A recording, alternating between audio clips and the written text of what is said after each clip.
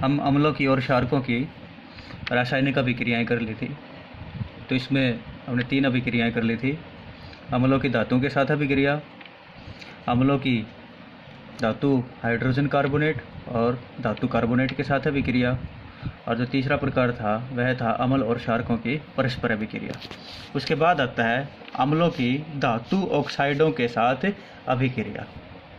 तो अम्ल लिया हमने हाइड्रोक्लोरिक अम्ल, कॉपर ऑक्साइड के साथ इसकी अभिक्रिया करवाते हैं तो यहाँ पर बनता है copper chloride plus H2O, copper chloride CuCl2। यह एक लवण है और साथ में बनता है H2O, जल का निर्माण होता है।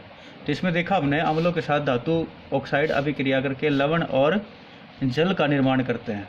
तो ऐसा हम कह सकते हैं कि जो धातु ऑक्साइड हैं इनकी प्रकृति कैसी होती है, क्षारीय होती है।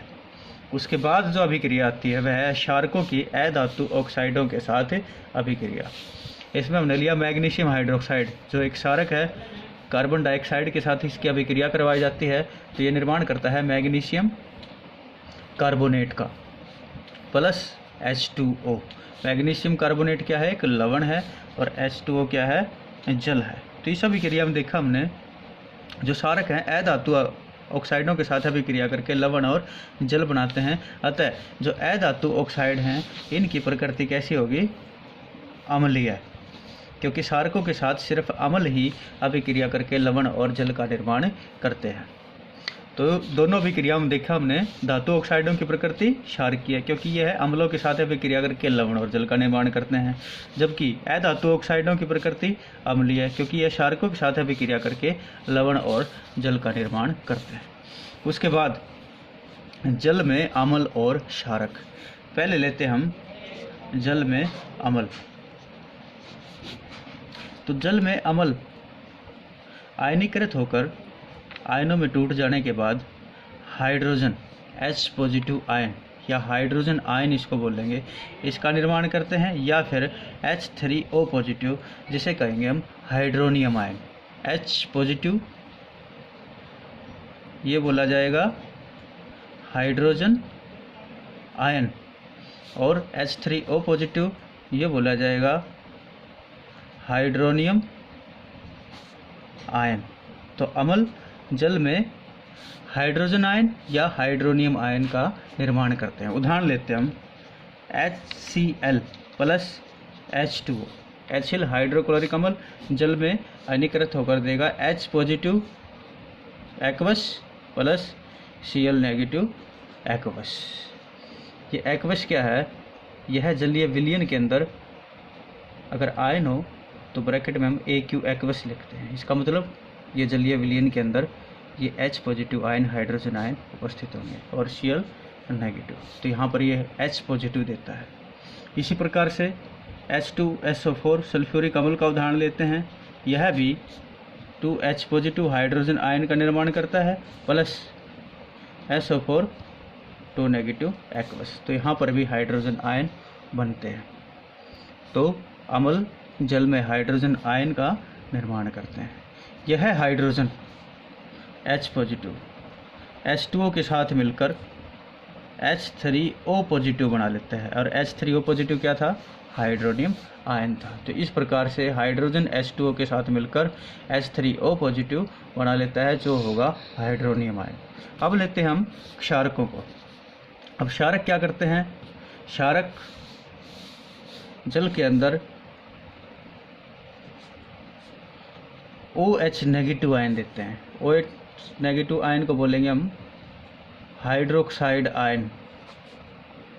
तो क्षारक क्या देते हैं, हाइड्रोक्साइड आयन देते हैं। जैसे MgOH का ट्वाइस है, जल के अंदर ये देगा Mg2 positive plus OH negative, तो 2OH नेगेटिव यहाँ पर ये 2 आयन हाइड्रोक्साइड के प्रदान करेगा। इसी प्रकार से NaOH है, ये भी जल में क्या देगा, Na positive plus OH negative, तो ये भी हाइड्रोक्साइड आयन बनाता है। तो अम्ल जल में हाइड्रोजन आयन और क्षारक जल में हाइड्रोक्साइड आयन प्रदान करते हैं। तो जो अम्ल जितनी प्रबलता से हाइड्रोजन आयन देता है, या जो क्षारक जितनी प्रबलता से हाइड्रोक्साइड आयन देता है, मतलब जो पूरी तरह से अम्ल टूटकर आयनीकृत होकर हाइड्रोजन आयन देगा वह प्रबल अम्ल होगा। और इसी प्रकार से जो क्षारक पूरी तरह से टूटकर हाइड्रोक्साइड आयन देगा, OH नेगेटिव आयन देगा, वह उतना ही प्रबल क्षारक होगा।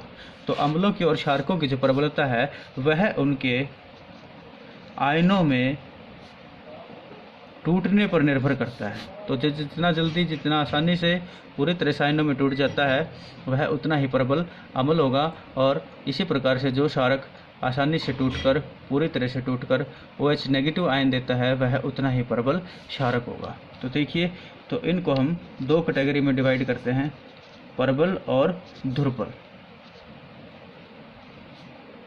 तो इसी प्रकार से अम्लों को प्रबल अम्ल, दुर्बल अम्ल, इसी प्रकार से क्षारकों को प्रबल क्षारक और दुर्बल क्षारक। इनके उदाहरण लिखते हैं हम। प्रबल अम्ल जैसे HCl, H2SO4 या HNO3। दुर्बल अम्ल जैसे H2CO3 और CH3COOH। HCl हाइड्रोक्लोरिक अम्ल, H2SO4 सल्फ्यूरिक अम्ल, HNO3 नाइट्रिक अम्ल। तीनों कैसे हैं? प्रबल अम्ल है। ये प्रबल है तीनों के तीनों, हाइड्रोक्लोरिक अम्ल, सल्फ्यूरिक अम्ल और नाइट्रिक अम्ल।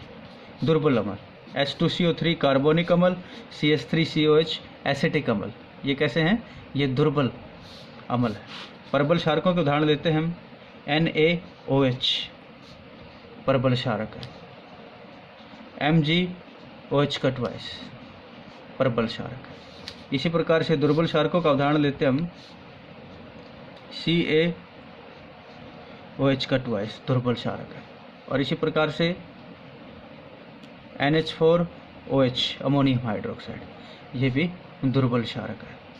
सोडियम हाइड्रोक्साइड, मैग्नीशियम हाइड्रोक्साइड प्रबल क्षारक है। अमोनियम हाइड्रोक्साइड, कैल्शियम हाइड्रोक्साइड दुर्बल क्षारक है। तो क्षारकों को हम प्रबलता के आधार पर प्रबल और दुर्बल में, इसी प्रकार से अम्लों को भी प्रबल अम्ल और दुर्बल अम्ल में इनको विभाजित किया जाता है। उसके बाद आता है हमारा टॉपिक pH का। इसको एक्सपेंड करें तो हम पावर ऑफ हाइड्रोजन या पोटेंस ऑफ हाइड्रोजन बोलते हैं। तो pH की परिभाषा क्या होगी? pH की परिभाषा होगी हाइड्रोजन आयन के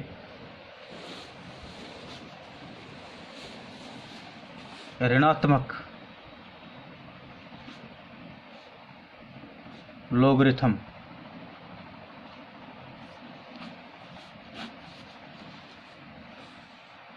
यहाँ पर हाइड्रोजन आयन की सांद्रता के ऋणात्मक लोगरिथम को pH कहा जाता है। तो एक बार फिर से बताता हूँ, हाइड्रोजन आयन की सांद्रता के ऋणात्मक लोगरिथम को pH कहते हैं। हाइड्रोजन की जगह हम हाइड्रोनियम आयन भी बोल सकते हैं। तो इसे कहेंगे हम हाइड्रोनियम आयन की ऋणात्मक सांद्रता को pH कहा जाता है। इसको इस प्रकार से भी दिखाया जाता है, pH बराबर है negative logarithm of 10H positive ion, या pH बराबर है negative log H3O positive ion. H hydrogen और H3O पॉजिटिव हाइड्रोनियम आयन। तो इसे pH कहेंगे। pH के आधार पर हम किसी पदार्थ का pH पता करने के बाद उसको अम्ल और क्षारक में विभाजित कर सकते हैं। तो इसके लिए एक स्केल है जिसे pH स्केल कहा जाता है। इसमें रीडिंग होगी 0 से लेकर 14 तक, 0 से लेकर 7 तक, 7 से कम जिसका भी pH मान होगा वो सारे के सारे पदार्थ होंगे अम्लीय, और जिसका pH मान पूरा 7 होगा, 7 के समान या हम कहेंगे 7 के बराबर होगा, वो पदार्थ होते हैं उदासीन। और जिन पदार्थों का पीएच मान 7 से अधिक, मतलब 7 से लेकर 14 तक जिसका पीएच आता है वो पदार्थ होते हैं क्षारीय। तो यहाँ पर प्रबलता भी हम उनके बता सकते हैं। जिस भी अम्ल का जितना कम पीएच होगा अम्ल का, वह अम्ल उतना ही प्रबल होगा। उदाहरण लेते हम, एक अम्ल है जिसका पीएच मान है ए, ले लिया हमने, ए अम्ल है जिसका पीएच मान है 2 और बी अम्ल है जिसका पीएच मान है 4। तो इनमें प्रबल अम्ल कौन सा होगा? जिसका पीएच मान कम होगा। ए का 2 है, बी का 4 है। तो ए जो है पदार्थ जिसका पीएच मान 2 है, मतलब कम आता है जिसका पीएच मान, यह अधिक अम्लीय होगा, मतलब ये प्रबल अम्ल होगा। किसके अपेक्षा में? बी के अपेक्षा में। इसी प्रकार से अगर क्षारकों का उदाहरण लें हम, तो क्षारकों में जिसका पीएच मान जितना अधिक होगा, यहाँ पर कम था अम्लों में, क्षारकों में क्या है? अधिक होगा, वह क्षारक उतना ही अधिक प्रबल होगा। उदाहरण लेते हैं, हमारे पास 2 क्षारक हैं, एक ए है, ए का पीएच मान है 11 और दूसरा है बी और बी का पीएच मान है 13। तो इसमें अगर हम कंपेयर करें तो ए का 11 पीएच और बी का 13, तो किसका ज़्यादा है? बी का ज़्यादा है 13। तो इसका मतलब बी क्या है? अधिक प्रबलीय क्षारक होगा। तो इस प्रकार से पीएच मान प्राप्त होने के बाद हम पदार्थों को उनकी प्रबलता और अम्ल और क्षारक के बीच में विभाजित कर सकते हैं। तो आज आपको इतना ही याद करना है। Thank you. चैनल को सब्सक्राइब करें, लाइक एंड शेयर करें।